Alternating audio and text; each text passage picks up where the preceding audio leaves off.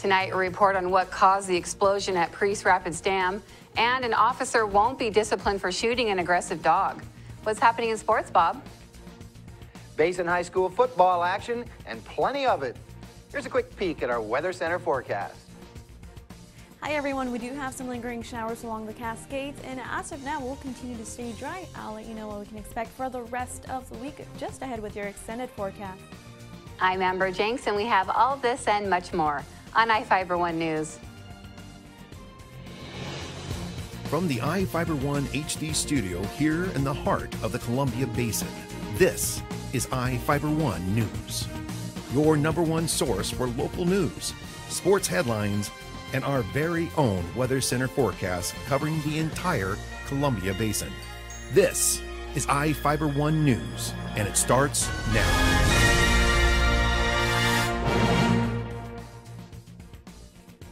An explosion at Priest Rapids Dam left 6 people with injuries.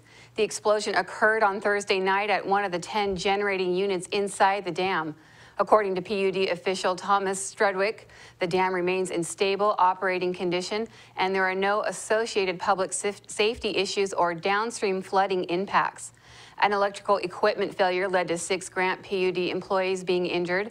5 are being treated for burns at Harborview Medical Center in Seattle. 2 are in critical condition and 3 are in satisfactory condition. The 6th employee was treated and released. The injured employees are PUD electricians and dam operators. The explosion is under investigation by the State Department of Labor and Industries. Hundreds of people turned out for the annual Columbia Basin Buddy Walk in Moses Lake, supporting and celebrating people with Down syndrome. Reporter Jeff Chu was there and has the story. More than 30 youths with Down syndrome and their families became one big support group Saturday in Moses Lake. Columbia Basin Buddy Walk was put on by the Down Syndrome Society of Grant County at Makash Park. The outreach group is a nonprofit organization that offers events, activities, support programs, information, and other resources to individuals with Down syndrome, their families, and community members. Down Syndrome Society President Carrie Aronson explained how the Buddy Walk came about. We weren't expecting to ever have a Down syndrome child, but when we did, we started searching for support. And the National Down Syndrome Society created the Buddy Walk in 1995 to promote inclusion and acceptance of people with Down syndrome. And so that's when we started seeking out different Buddy Walks and realized that different communities have support groups that support families and individuals with Down syndrome, help them get jobs, help them be included in the public, and they bless us more than we bless them. So it's really great when people in the public realize what an asset they are to our community. And so this means so much to me, this Buddy Walk. The community has, the involvement has been amazing. The event warmed up with a whole lot of dancing and some jazzercise. Superhero Spider-Man gave medals to the Down syndrome participants at the event, declaring them fellow heroes. Then the families joined in the Buddy Walk, parading around downtown Moses Lake before returning to Makash Park to celebrate some more. I'm Jeff Chu for iFIBER 1 News. Witnesses support the Moses Lake police claim that a pit bull shot by an officer was aggressive toward at least 2 people and the officer. Corporal Aaron Hintz was identified as the officer who shot the dog on September 28th on West Loop Drive after trying to pepper spray the dog twice. According to Captain Dave Sands, no disciplinary action is expected against Hintz, adding it appears at this point the officer was trying to protect himself and others. Hintz responded to a call about a dog reportedly acting aggressive toward 2 people walking along West Loop Drive. When Hintz arrived, he reportedly began yelling at the dog to stop, and the dog ran off. The officer attempted to contact the 2 people when the dog charged at him at least twice. Hintz used pepper spray twice to try to stop the dog while yelling at the dog's owner to retrieve their dog. When the dog charged a 3rd time and circled the officer, Hintz shot the dog. The owners took the injured dog to the veterinarian. Now we take a look at people being sought by law enforcement. This is Sheriff Tom Jones with the Grant County Sheriff's Office. Each of the people you see here have a warrant for their arrest. If you see any of these people, we ask you do not attempt to detain or apprehend them, but call us at 509-762-1160 or send us an email at crimetips@co.grant.wa.us. If the person is presenting a danger, call 911. With your help, we can bring these people to justice and make our community safer. We'll be back right after this. My name is Kat Sanderson, Managing Broker for Pillar Rock Realty Group. We love the Columbia Basin because it's our home, and we want to give back to our community by kicking off our Pay It Forward campaign. If you buy or list with us, we will donate 1% of our total proceeds to a local charity of your choice and in your name. Call us today at 754-4444 or visit pillarrockrealty.com because we are your local real estate experts.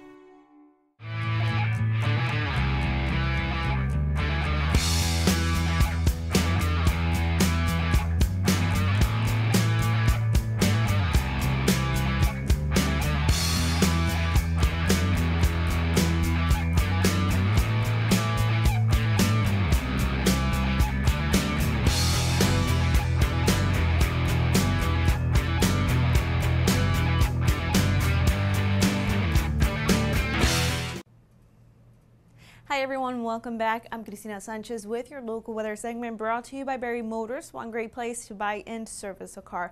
We will continue to have a warming trend this week as we will have a high pressure system that will be dominating across the Pacific Northwest. As of now and throughout the evening hours, there are still some light showers going on along the Cascades, but we'll have increasing cloud cover throughout this evening, but improving conditions for Tuesday afternoon with plenty of sunshine once again across the area. Within the past 24 hours, for us here in Ephrata, we did start off the day with low temperatures right around the mid-40s. Our average low temperature for this time of year is right around 40 degrees, and today's high right around the mid-70s. Average high is 65, and the record high temperature for us here in Ephrata was set back in 1991, and the record high was 80 degrees. For you in Moses Lake this morning, your low temperature right around the low 40s as well. Your average high is in the upper 30s, average high mid-60s, and your high temperature today right around the low to mid-70s all across the area. And record high temperature for you in Moses Lake was set back in 1979, and your record high temperature was 77 degrees. Currently, we're still quite warm with temperatures right around 70 degrees, winds from the southwest between 5 to 10 miles an hour. There's still some light showers going on along the coast and also along the Cascades. Throughout the evening hours, we will have increasing cloud cover, but improving conditions as we go into Tuesday afternoon. Once again, plenty of sunshine, but will remain dry as we do have a high pressure system that is still dominating across the area and across the Pacific Northwest. Dry conditions for Wednesday and Thursday as this high pressure system will stay with us, bringing this quiet weather pattern as we go through the middle of the week. And as we head into the weekend, that's whenever we'll have some changes coming up. In Seattle, your high temperatures right around the low 60s, Long Beach mid-60s, mostly cloudy skies. There's still that slight chance of showers for you in Seattle. And the Yakima, your high temperature right around the upper 70s, plenty of sunshine also for you in the Northwest. Dry conditions will continue throughout the evening hours into this Tuesday afternoon with plenty of sunshine and your high temperature right around the upper 60s. And as we take a closer view within our Columbia Basin, we will have high temperatures at 10 degrees above the average high temperature for this time of year. For us here in Ephrata, for you in Moses Lake, 74 as the high, Royal City 75, Quincy your high temperature in the low 70s, plenty of sunshine across the entire Columbia Basin. We will have plenty of sunshine once again for Wednesday and Thursday with highs still above average for this time of year. Low temperatures on the cooler side in the mid-40s. And as we go into this weekend, we'll have a cool down and slight chance of showers coming up for next weekend with highs on Sunday in the upper 60s.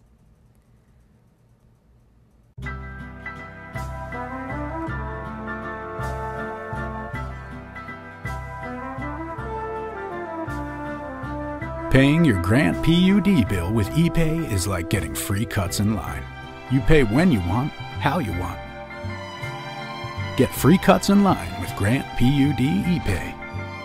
Visit grantpud.org. Oh, dude, I'm just in the theater. It's totally cool. Ah. The new flamethrower cheeseburger now with a $5 lunch. I'm going flamethrower today. Remember what happened last time?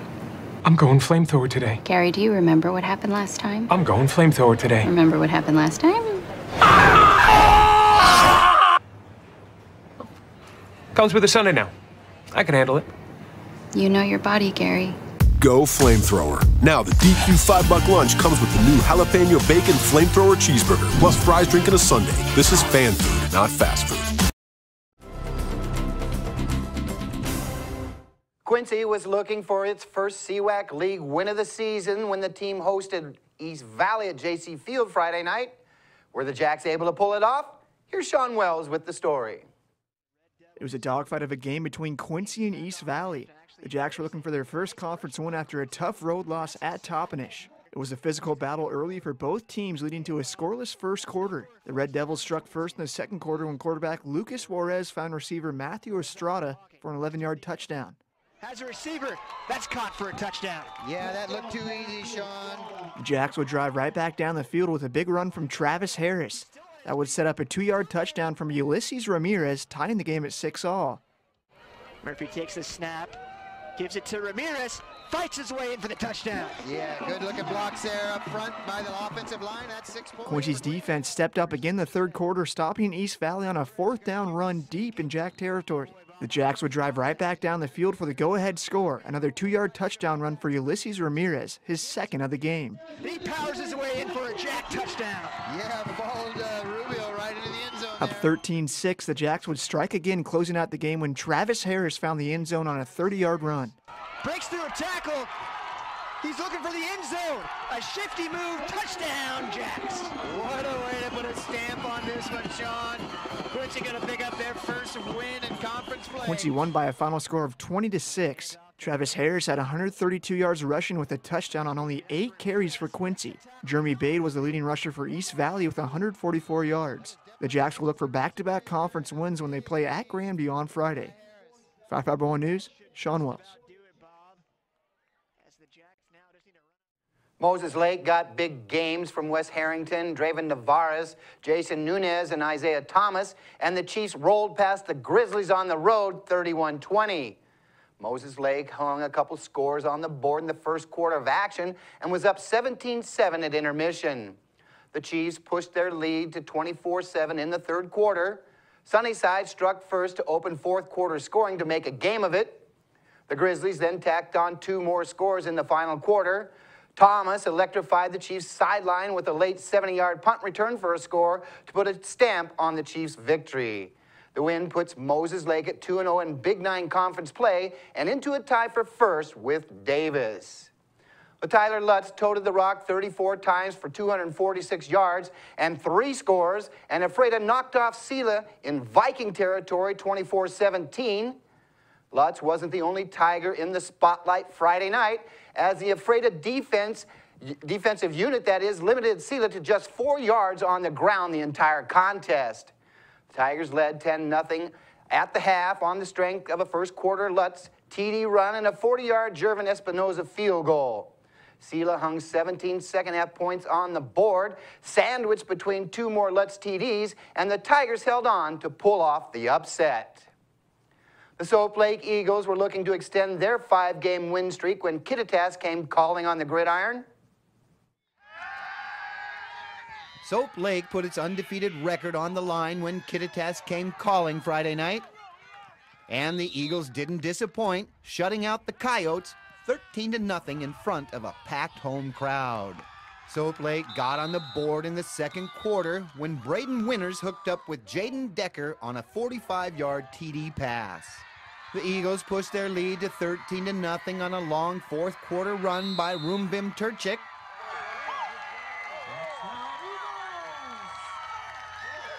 Soap Lake came up with a couple of big second-half stops, and the Eagles came away with the win and moved to 6-0 on the season. Winters was proud of the team's effort. He says the guys appreciate the community support and adds the Eagles hope to keep things rolling. It means everything to us. It's amazing. The community's all coming out, showing us love, and we're loving it. We're having fun winning. Rounding out the Basin football scoreboard, it was Royal crushing Riverview 76-0. Warden destroyed White Swan 70-22. Othello got past Grandview 46-42, and ACH won by forfeit over Pateras, who didn't have enough healthy bodies to field a team. We'll be back after this commercial break. You don't have to drive to Seattle for exceptional cancer care. Confluence Health's cancer program delivers world-class care close to home. We have a highly experienced oncology team in a state-of-the-art facility, and we're a member of the Seattle Cancer Care Alliance, which gives our patients access to world-renowned therapies developed at Fred Hutchinson, the University of Washington Medicine, and Seattle Children's. Together with the SCCA, we're delivering world-class cancer care close to home.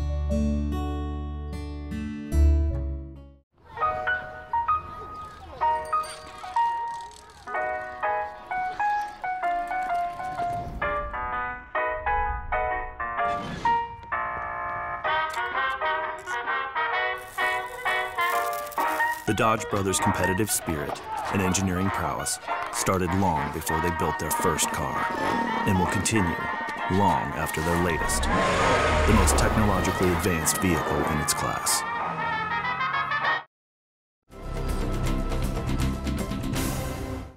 Our spotlight story tonight is about the annual Harvest Festival in Quincy that shows visitors how people lived back in the pioneer days. Reporter Jeff Chu has the story. Harvest Festival in Quincy is all about life as it was in the late 1800s and early 1900s. The festival Saturday at the Ryman Simmons House Park showed how it was done in pioneering times before electricity. Things like food, candles, cider, clothes, wheat, flour, and milk were all produced by hand. Quincy Valley Historical Society volunteer Harriet Weber has family roots on her husband's side that date back to those days. She explained one advantage to living without electricity.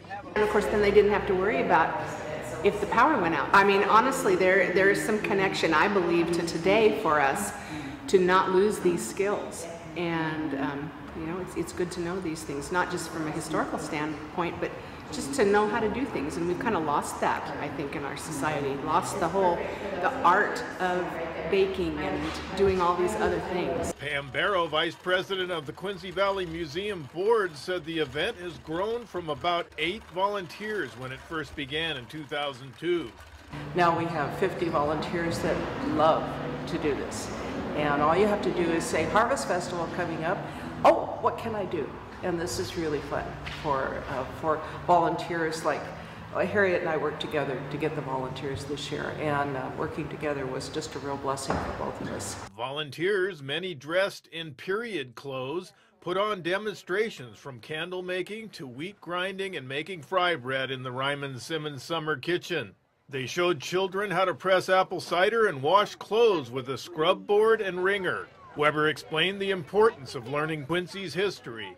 We feel the children in Quincy get a sense of pride in their community by learning about how hard it was for the pioneers to settle here and about how wonderful a place this really is. And so they learn about their community and can take some pride in it. Author Karen Murray was on hand inside the Pioneer Church next to the Ryman Simmons House talking about her book, Lena, Pioneer Girl.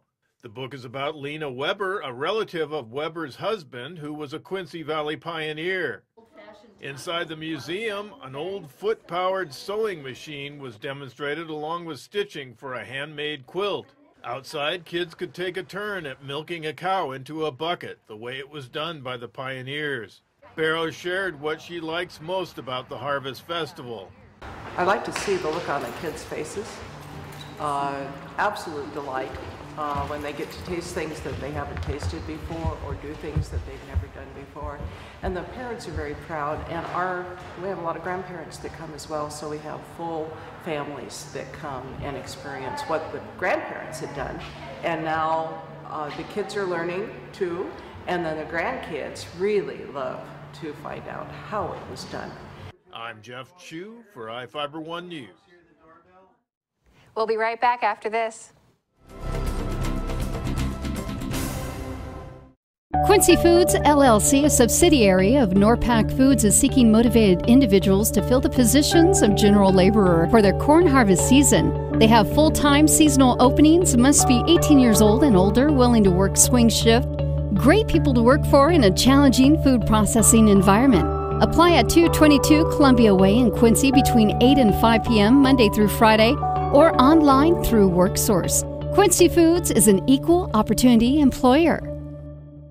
Well, one thing I knew from being a patient myself was that a dental office is a scary place to come to. And so we wanted everything possible to make sure that our office is a comfortable place for our patients to visit.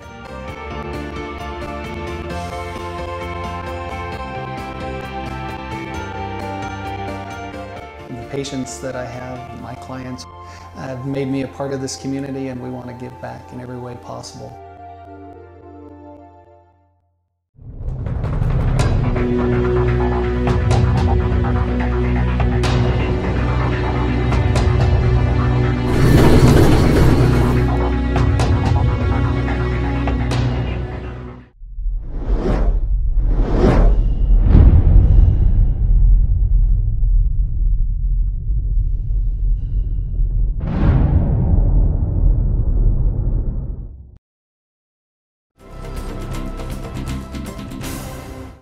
Welcome back. A man with a 15-year-long criminal history is heading to prison after he tried to break into his ex-girlfriend's home. Kevin Beamish, a 39-year-old Moses Lake resident, pleaded guilty in Grant County Superior Court to residential burglary and assault in the 3rd degree. Beamish's 13 previous felony convictions include possession of a stolen property, attempt to elude a pursuing police vehicle, possession of a stolen vehicle, theft, forgery, and possession of drugs. He was sentenced to serve 3 years and nearly a month in prison. Beamish attacked the victim at her Buell Drive residence on August 10th. The victim reported Beamish hit her and strangled her outside of the residence until a neighbor heard her yell for help and called 911. Beamish returned to the residence on August 16th. Police used a taser on him 3 times as he tried to escape through 2 windows of the home and an outbuilding. Police reported he appeared intoxicated when he was arrested. Moses Lake firefighters and Lions Club served up breakfast on Saturday to help support local programs for children. Reporter Jeff Chu has the story. A steady stream of people walked into Moses Lake Fire Department's 3rd Avenue station Saturday morning to have some breakfast and support local programs benefiting children. Moses Lake Fire Department and firefighters joined with Moses Lake Lions Club members for the annual Fireman's Breakfast. The event supports the Moses Lake Firefighters Benevolent Fund and the Lions Club's Eye and Hearing Assistance programs. Firefighter Pat Herron explained what children are helped by the Benevolent Fund. Our portion of the money will go to Operation Warm, which is our coat drive we do with the new coats for kids. And then the Lions Club takes their share. Firefighters with cancer throughout the state, we give money to them. Charities within the city. And the majority is for the Operation Warm. Moses Lake Lions Club President William West talked about where the club's half of the proceeds would go. We support our activities for sight and hearing, and that's primarily what we do with the money that we raise. Is we help people that live in Moses Lake who need vision care. They need an eye doctor appointment. They can't afford one. They need eyeglasses. They can't afford it. They need a hearing aid, and they can't afford it. I'm Jeff Chu for iFIBER 1 News. Soap Lake police officers can now get paid overtime for responding to a call before or after their shift. The Soap Lake City Council members unanimously approved a request by Police Chief Glenn Quantz. The program was immediately implemented. Mayor Raymond Gravel recommended a 6-month probationary period for the change, which was supported by the council. Quantz told the council his goal is to implement a system so he and his officers can work smarter, not harder. The chief conceded that citizens who are calling for minor crimes such as property theft may have to wait for an officer to respond. If a cold call where a crime is not actively taking place or no suspect is present, an officer will not be required to respond until they are on the clock. In Northwest news, heavy rain over the weekend in Tacoma flooded roads, caused a small mudslide, and even turned a high school football stadium into a makeshift pool. KOMO's Steve McCarron has the story. The first round of rain that swept through Tacoma created this massive waterfall down the steps of Stadium High School and flowed right into the bowl below. Cell phone video captured the gushing water as it transformed the football field into a makeshift pool, reminiscent of this mess left behind from another powerful storm last November. And it looked like there was a river coming down 2nd Street. And I was like, oh my God, I bet you the Stadium Bowl is just crazy right now. Fallen leaves covered storm drains above, causing the water to rise and rise fast. Whoa, look at it go. As soon as school board member Debbie Winskill heard about the mess, she came over with her son-in-law to help clear a path. About 30 minutes later, they were back to do it again when the pouring rain returned. Unfortunately, they have to look at something else to make sure this doesn't happen again, so something systemic is happening. Nearby, a portion of Schuster Parkway had to be shut down when dirt and mud slid down the hillside and covered the entire width of the road. Dump trucks were brought in almost like an assembly line to load it up and haul it away. Right down here is where it was above my boots. Christine Hills showed us the path all the rain took through her property, which sits near the bottom of a hill along G Street. Last year, the city graded the road in front of her family's home and raised the height of their driveway. But anytime it pours, like it did twice today, they and their neighbors are forced to load up sandbags to try to keep the water from flooding their homes. I know the city has a lot on its plate, but we feel like just 1 or 2 drains up there to catch it. That's going to do it for us here at iFIBER 1 News. We want to thank you for watching, and we'll see you again tomorrow.